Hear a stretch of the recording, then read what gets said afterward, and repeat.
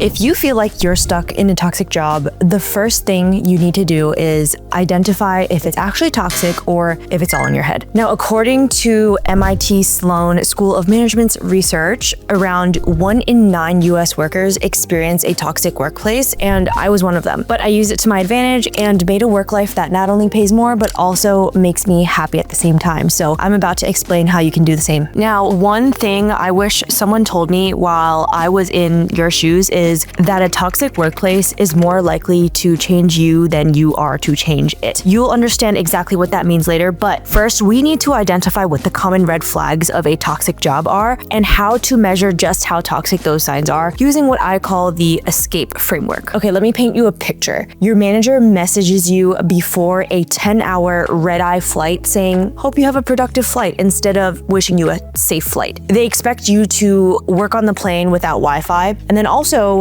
when someone leaves the company, their goodbye message gets edited to sound oddly positive. You are told not to post group photos because those photos could reveal the lack of diversity on your team. Those were all of the blaring red flags at my last job that told me I needed to get my ass out of there. But here is the thing about toxic workplaces. They don't start toxic on day one usually. They slowly normalize behaviors that would have shocked you when you first joined. The micromanaging usually starts small, the unrealistic expectations creep up gradually, the lack of empathy becomes standard operating procedure over time. So let me break down the warning signs that signal you might be trapped in a toxic work environment that I wish I knew to look for before joining my last toxic job. So there are two types of red flags. There are management ones and there are company culture ones. Those are usually linked. Some management red flags to watch out for: managers who show zero empathy during personal struggles, constant micromanaging and control issues, always demanding more without providing resources for you to accomplish that, and also setting impossible deadlines and expecting miracles from you. Some company culture red flags that could be a result of those management red flags: high turnover rates that everyone just accepts as normal, controlled messaging about why people are leaving the company, covering up diversity issues, making manipulation feel like that's just company culture. When 4 people quit from a 30-person company in 1 month, like at my last company, that's not just bad luck, that is a pattern. These red flags don't appear in isolation. They're often interconnected symptoms of a much deeper cultural problem. Now, let's look at how you can objectively evaluate your own situation. So let's say you are noticing a few signs in management and your company culture that I just pointed out, and they don't feel right. Now, that's great and all, but those are all happening outside of your control. So here is a checklist that I call the escape framework that you can ask yourself to evaluate for factors that are within your control and that should objectively indicate whether you should leave a toxic job or if you have the means to get through it. Because I have to say that I got through a lot of toxic situations and used these to learn hard but very valuable lessons. So even if you decide to stay in the short term, this framework will really help you make that choice consciously rather than just feeling stuck or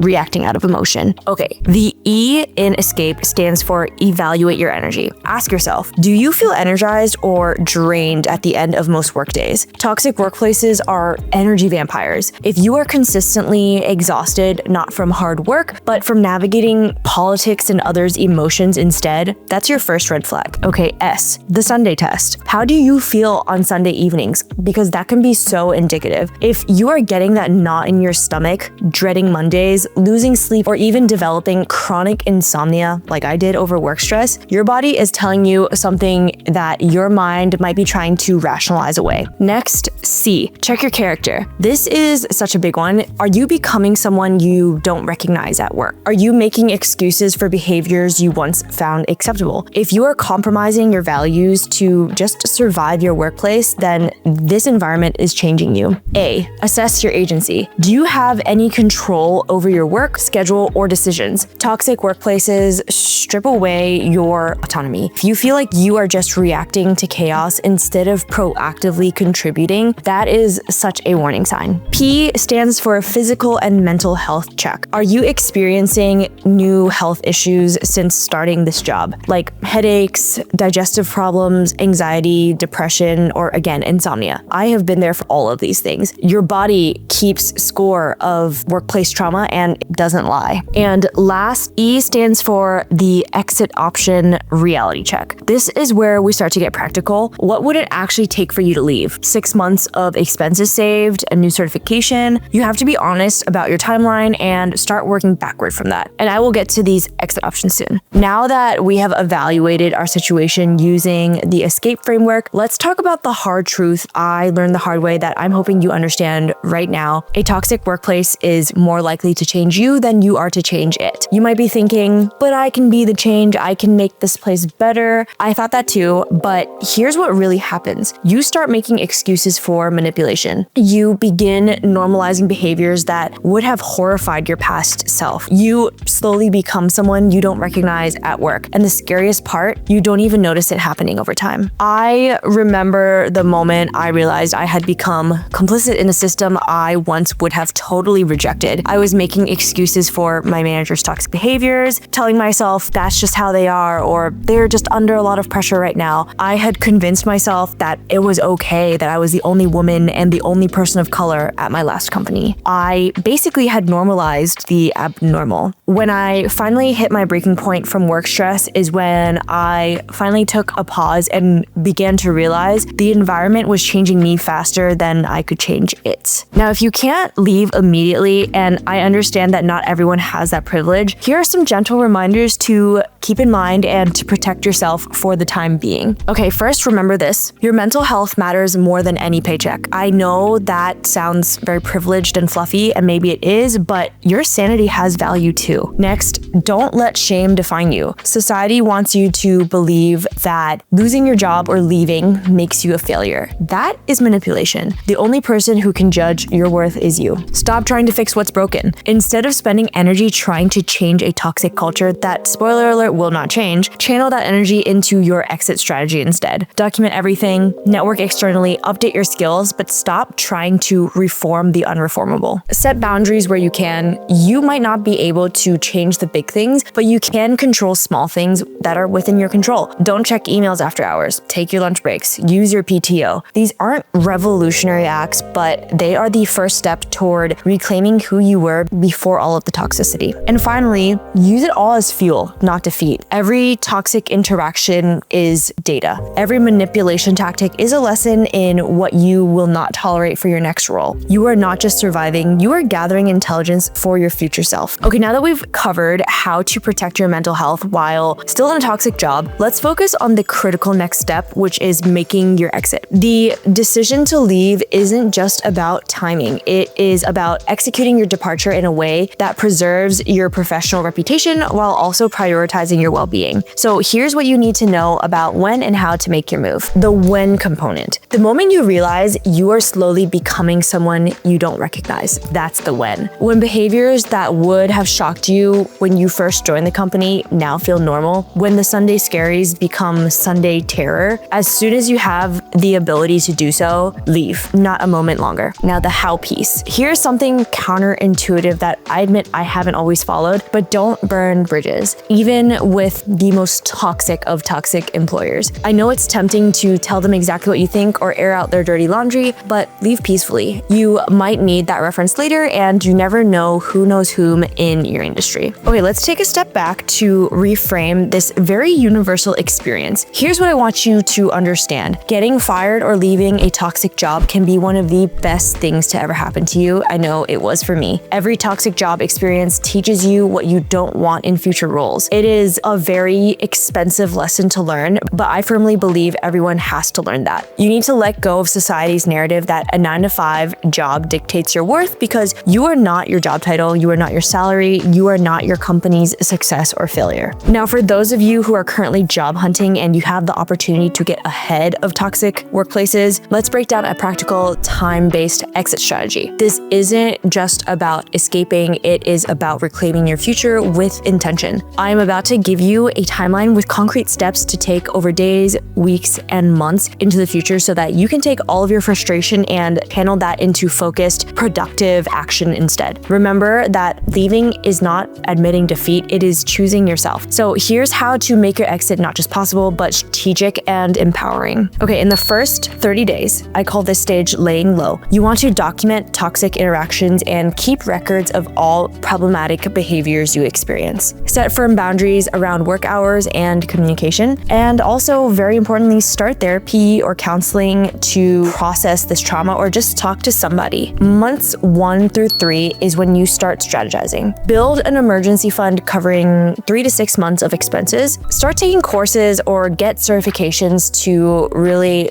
begin upskilling. Reconnect with industry contacts and build your professional network. And lastly, start practicing interview questions and update all of your job materials like your LinkedIn, cover letter, and resume. And then between months 3 and month 6 is the execution phase. You want to start applying to jobs strategically and consistently. Prepare a professional resignation letter. Have a clear story about your departure for your future interviews. And then also, very important, focus on self-care during that transition period. Now, you can totally adjust this timeline to be shorter or longer based on your patience and your risk tolerance, but the foundation is the same. Remember that escaping toxic work isn't about quitting impulsively. It is about creating a plan forward to make sure that you never have to compromise your well-being for a paycheck again. I hope this timeline gives you that structure when everything else might feel chaotic around you. A year and a half ago, I was probably exactly where you are now, looking for signs and the strength anywhere to leave my cushy 6-figure job to salvage my mental health. I